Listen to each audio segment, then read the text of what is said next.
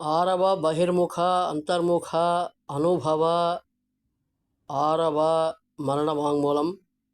పరిపాలకులు ఈ విధంగా TDP and BJP ఈ విధంగా మాకు అన్యాయం చేశారు. అయ్యా సుప్రీంకోర్టు వారికి నేను బాలరామతి ధోనేపూడి అనే నేను 40 ఏళ్ళ నుంచి కూడా మా కుటుంబానికి ఆ తర్వాత మేము ఓట్స్ వేసి ఒక రేషన్ కార్డ్ అప్లికేషన్ కోసం అప్లికేషన్స్ ఇస్తూనే ఉన్నాము. 1989 నుంచి కూడా ఇస్తూనే ఉన్నాము. దానికంటే ముందు మా కుటుంబం వారు 1984లో కూడా అప్లికేషన్ ఇస్తూనే ఉన్నారు. అయితే కొంతకాలం తర్వాత ఇంకా మాకు రేషన్ కార్డు రాకపోవడం వల్ల టీ కొట్ల వద్ద బజ్జీలు కట్టేటువంటి పేపర్లాగా రావడం మేము చాలా మార్లు చూసాం. ఆ పేపర్లు తీసుకువెళ్ళి టీడీపీ అండ్ బీజేపీ పార్టీల ఆఫీసులకు వెళ్ళి అడగటానికి ప్రయత్నాలు చేశాం. కానీ అక్కడ ఉండేటువంటి సెక్రటరీ లోపలికి పంపాలంటే కారణం ఏమిటో చెప్పమనేవారు. విజయవాడలో నరసరావుపేటలో మాకు ఆ విధంగా అనేక అనుభవాలు కలిగి మాకు అప్లికేషన్ ఇచ్చి వెళ్ళిపోండి అని అనేవారు. తర్వాత మళ్ళీ ఇంకా పట్టించుకోలేదని అడగటానికి వెళితే మంత్రి గారు బిజీగా ఉన్నారు, ఈరోజు కాదు అంటూ సంవత్సరాలు తిప్పేవాళ్ళు. ఈ మధ్య 2014 ఎలక్షన్స్ అయిన తర్వాత రేషన్ కార్డు ఇస్తాం, నిరుద్యోగ భృతి ఇస్తాం అని ఈ యొక్క బాబు వస్తే జాబ్ వస్తుంది అనేటువంటి హామీలు ఇచ్చారు. అవి అడగడానికి పోతే మరలా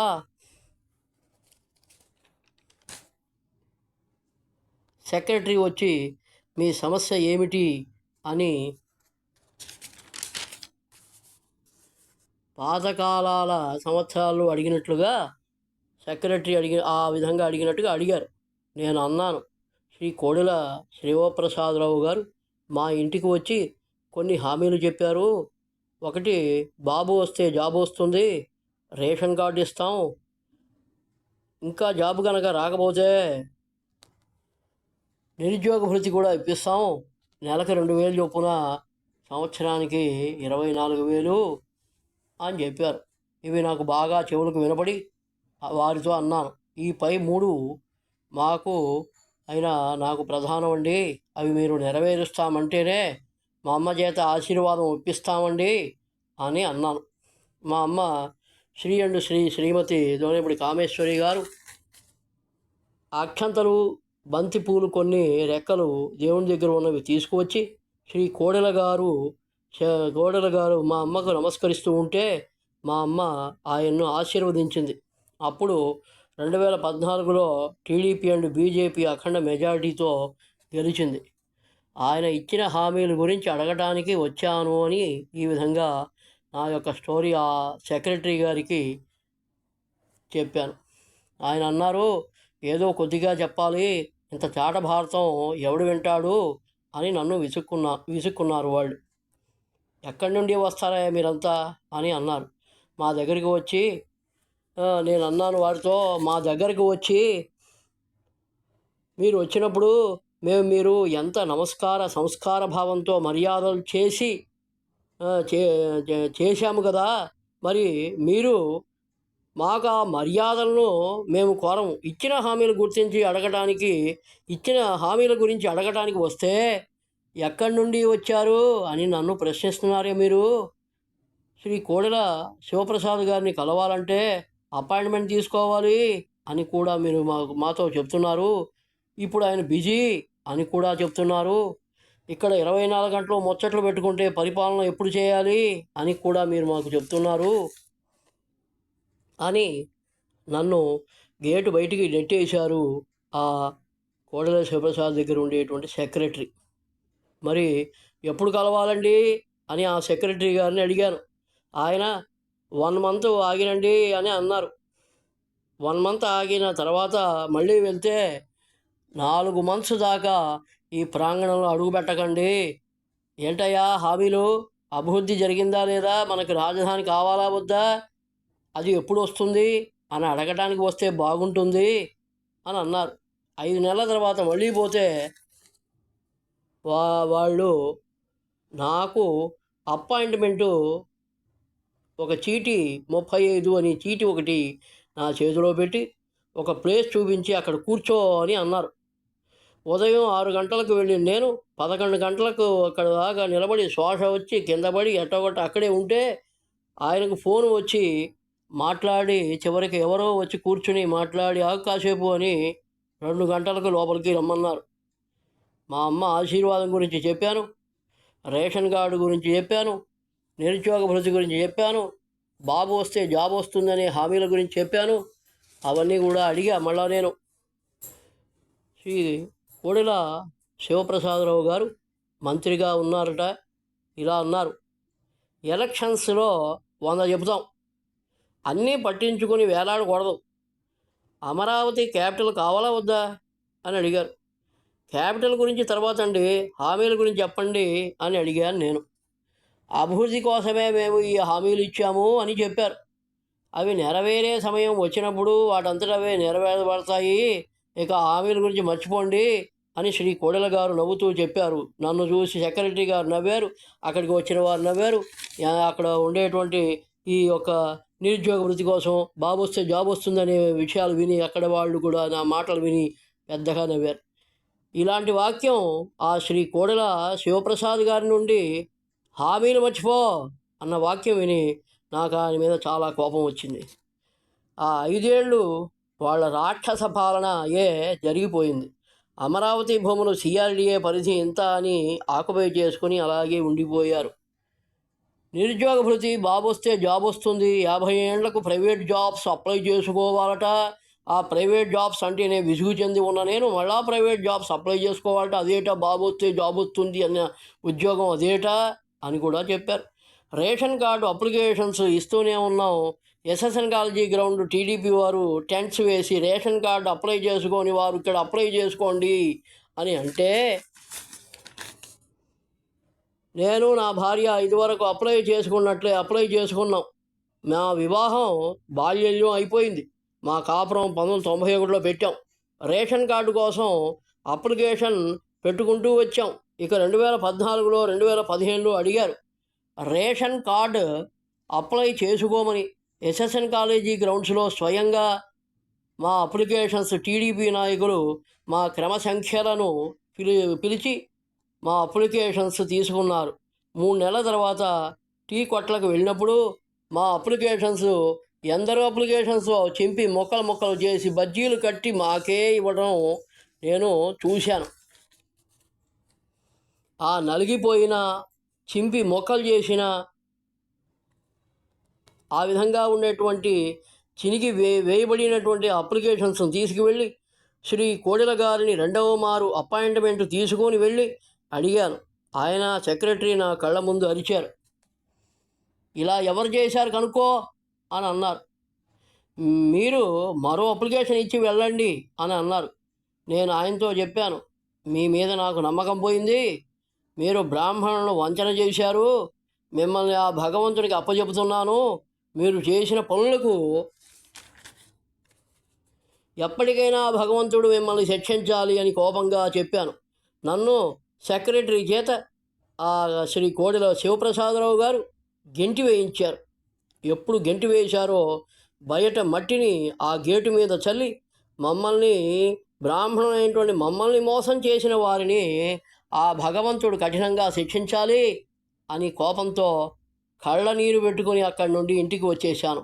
అమ్మకు చెప్పాను, టీడీపీ అండ్ బీజేపీ మోసగాళ్ళు, మీరు వారికే ఓటు వేయమంటే ఇక మేము వెయ్యముగాక వేయము, ఇది అరుణాచల శివుని మీద ప్రమాణం అని చెప్పి 2019లో వైఎస్ఆర్సీపీకి మారాం.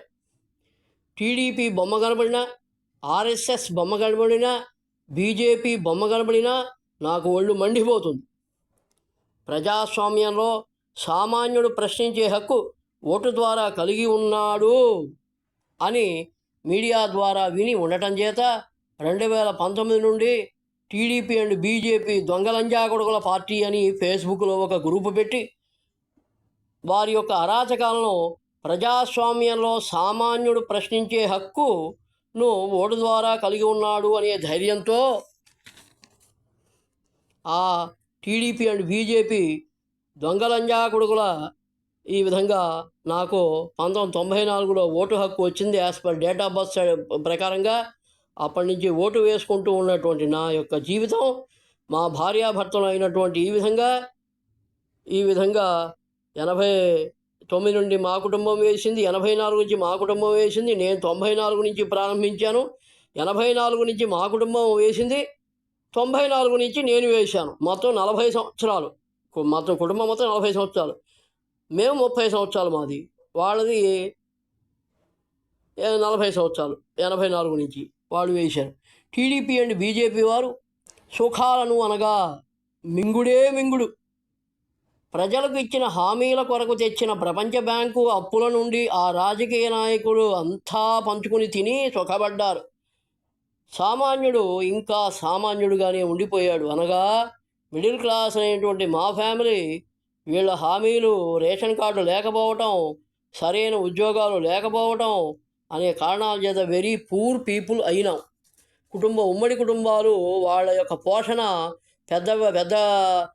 పెదనాన్నగారి పెద్ద కొడుకు ఇక్కడ చదివించడం, అనేక అక్కడ పెళ్ళిళ్ళు, వివాహాలు వాళ్ళ కుటుంబానికి సంబంధించినవన్నీ కూడా మా నాన్నగారు చేయటం కారణంగా ఇంకా వెరీ పూర్ పీపుల్ అయిపోయాం.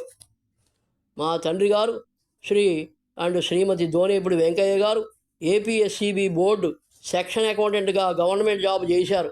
మా ఐదుగురిని సమాన చదువు, పెద్దవాడిని బీఎస్సీ, రెండో వాడిని బీఏ, మూడో వాడు బీకామ్, నాలుగో వాడు బీకామ్, ఐదో వాడు బీఎస్సీ చదివించారట.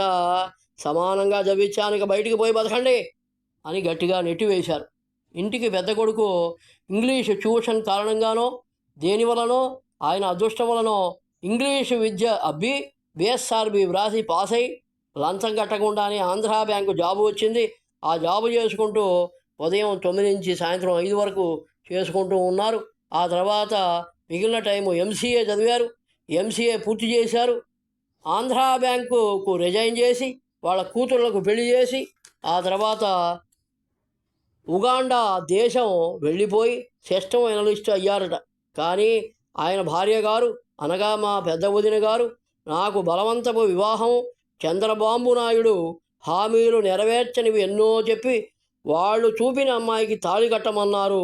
అప్పటి నా వయస్సు 4/5/1969 అసలైతే ఆలస్యంగా స్కూల్లో చేరటం కారణంగా 4/5/1973 అని బర్త్ సర్టిఫికెట్ తీసుకువచ్చి శిశు విద్యామందిరం 1-3 చదివేటువంటి క్లాసుల్లో అప్పచెప్పారు, ఇచ్చారు ఆ సర్టిఫికెట్.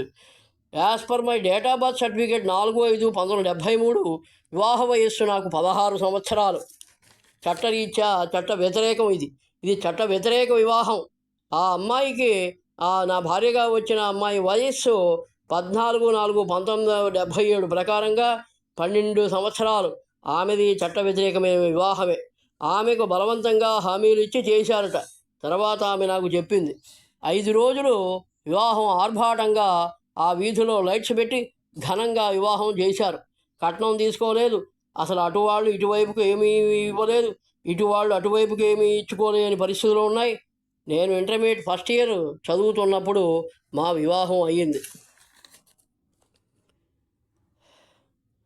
బలవన్మరణానికి కారకులు ఒకటి టీడీపీ అండ్ బీజేపీ హామీలు అబద్ధాలు చెప్పి హామీలు నెరవేర్చని మోసాలు చేసే రాక్షస పాలన కారణంగా నా 6వ ఆత్మహత్య ఉంటోంది. ప్రజాస్వామ్యంలో సామాన్యుడు ప్రశ్నించే హక్కు ఓటు ద్వారా వచ్చింది అని నమ్మి మమ్మల్ని మోసం చేసిన వారిని 2019 నుండి ఎక్కువగా అవమానిస్తూనే ఉన్నాను. వారికి సిగ్గు లేదు. ఇంకా 2019 నుండి తిడుతూనే ఉన్నాను, అయినా సిగ్గు లేదు వారికి. 2019 నుండి బూతులతో టీడీపీ అండ్ బీజేపీ దొంగలంజా కొడుకులకు స్వాగతం చెబుతూ ఎగ్జిట్ కమ్మని కూడా చెబుతూనే ఉన్నాను. ఇంకా వారికి బుద్ధి రాలేదు. నాకు ఇంకా నిరుద్యోగ భృతి 5 సంవత్సరాలకు 1,20,000 ఇంకా ఇవ్వలేదు. 1,20,000 ఇవ్వలేదు. 2024లో ఆగస్టు 2024 లోపు 6వ బలవన్మరణం చేసుకోవాలి అని రెడీగా ఉన్నాను. ప్రజాస్వామ్యంలో సామాన్యుడు ప్రశ్నించే హక్కు ఓటు ద్వారా కలిగి ఉండటం అనేటువంటి ప్రధాన కారణంగా కోర్టులో చట్టాలలో వీడియోలు ఈ విధంగా పెట్టి ప్రశ్నించేవాడిని కేసు బుక్ చేసి జైల్లో పెడతారట. ఎందుకు వీడియోలు పెట్టాము? సమాధానం: మాచర్లలో మహిళలను ఓటు వేయనీయకుండా టీడీపీ అండ్ బీజేపీ దొంగలంజా కొడుకులు అడ్డుపడి ఎలక్షన్ కాంపౌండ్లోకి అడుగుపెట్టనీయకుండా చేస్తున్నారని ఆ వీడియో అక్కడ ట్విట్టర్లో చూపిస్తూ ఉన్నది. పేర్ని నాని గారు కూడా వీడియో చూపిస్తూ ఉన్నారు. మహిళలు వీడియోలు కనబడుతూ ఉంటే మరియు ఇన్వాలిడ్ పర్సన్స్ చేత ఓటు వేయించి రిగ్గింగ్కు టీడీపీ అండ్ బీజేపీ వారు పాల్పడినారు అని టీవీలో వార్తల్లో, TV9 వార్తల్లో అన్నిట్లో కూడా ఆ యొక్క వీడియోలో కూడా మరియు ట్విట్టర్లో ఆ వీడియోలు చూసి ప్రజాస్వామ్యంలో సామాన్యుడు ప్రశ్నించే హక్కుగా నా యొక్క 1 మినిట్ లోపే ఉన్నది ఒక దానిని వీడియో చేసి యూట్యూబ్లో అప్లోడ్ చేసి దాన్ని నా ఫేస్బుక్ అకౌంట్లోకి షేర్ చేసుకుని జరిగింది ఇది. ఎందుకు వీడియో పెట్టాను? మాచర్లలో జరిగింది ఇది. ఓటు వేయనీయకుండా ఇన్వాలిడ్ పర్సన్ చేత ఓటు వేయించారు, అందరూ చూస్తూ కూర్చున్నారు అని పోస్ట్ పెట్టి ముఖ్యమైన చోట్ల పోస్టును షేర్ చేశాను. ఇలా చేసినందులకు నా మీద కేసెస్ పెట్టి జైల్లో వేస్తారట. ఒక పక్క నా భార్య వద్ద 21,000 అప్పు తీసుకొని ఏప్రిల్ నుండి మే వరకు ఈ విధంగా అనేక కారణాల దృష్ట్యా ఇంట్లో ఉండేటువంటి అనేక ఖర్చుల కారణంగా ఈ విధంగా 21,000 దీంట్లో అప్పు ఉంది. ఆవిడైతే శాస్త్రంలో భార్య వద్ద అప్పు తీసుకోవద్దు, స్త్రీ ఆర్జితం విత్తం అథమాథమం, ఆవిడకి ఇవ్వాల్సిందే అనే తర్జన భర్జనలో కొట్టుకు తెస్తున్నాం మేము. ఈలోపు ఈ విధంగా అడిగితే, ప్రశ్నిస్తే, పోస్టులు పెడితే, యూట్యూబ్లో వీడియోలు పెడితే కేసులు పెడతాం అని అన్నవారు ఈ పోలీస్ వ్యవస్థ యూట్యూబ్లో ఒక స్టేట్మెంట్ ఇచ్చింది.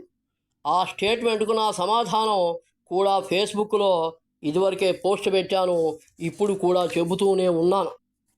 అది మాచర్లలో మహిళలను ఓటు వేయనీయకుండా అడ్డగించు ఆ టీడీపీ దొంగలంజా కొడుకుల మీద కేసెస్ పెట్టాలి.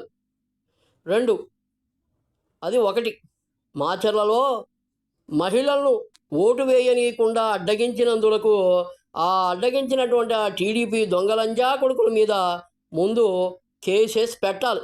2, ఆ టీడీపీ వారికి కొమ్ము కాచి అనగా, ఆ టీడీపీ వారి ముడ్డినాకి అనగా, వారి లంచాలు దొబ్బి తిని ఆ పోలీస్ వ్యవస్థ మీద టీడీపీ వారిని కూడా మహిళలను టీడీపీ వారు మహిళలను ఓటు వేయనీయకుండా చేసిన వారిని వదిలివేసి టీడీపీ వారి మీద ఏమీ అనకుండా పోలీసు వ్యవస్థ మీద ఆ విధంగా ఉన్నందుకు పోలీసు వ్యవస్థ మీద కేసులు వారే పెట్టుకుని వారే జైల్లో కూర్చోవాలి చట్టాన్ని ఉల్లంఘించినందుకు. 3, ఆ ఎలక్షన్స్ ఏజెంట్స్ ఆ పోలీస్ వ్యవస్థను ఎదిరించి అడగనందులకు ఆ ఎలక్షన్స్ ఏజెంట్స్ మీద lawyers courts cases, election commission ఏజెంట్ల మీద కూడా కేసులు పెట్టాలి. 4, ఈ మొత్తం వ్యవహారం ఎలక్షన్ కమిషన్కు తెలిసినా మౌనంగా చూస్తున్నందులకు హైకోర్టు అండ్ సుప్రీంకోర్టు వారు ఆ ఎలక్షన్ కమిషన్ మీద కూడా కేసులు పెట్టాలి. ఆ తర్వాత ట్విట్టర్లో ఈరోజు అనగా 28/5/2024 నాడు ఎవరో ఒక లాయరు వైఎస్ఆర్సీపీ 2.0 ట్విట్టర్ మీటింగ్లో మాట్లాడుతూ ప్రశ్నించిన వారి మీద, అడిగిన వారి మీద, యూట్యూబ్లో వీడియో పెట్టి అడిగిన వారి మీద కేసులు పెట్టమని మేమే పోలీస్ వ్యవస్థకు చెప్పాము అని అన్నారు. కనుక ఆ లాయర్ వ్యవస్థ మీద హైకోర్టు, సుప్రీంకోర్టు వారు కేసులు పెట్టాలి. ఇది 5వ పాయింట్.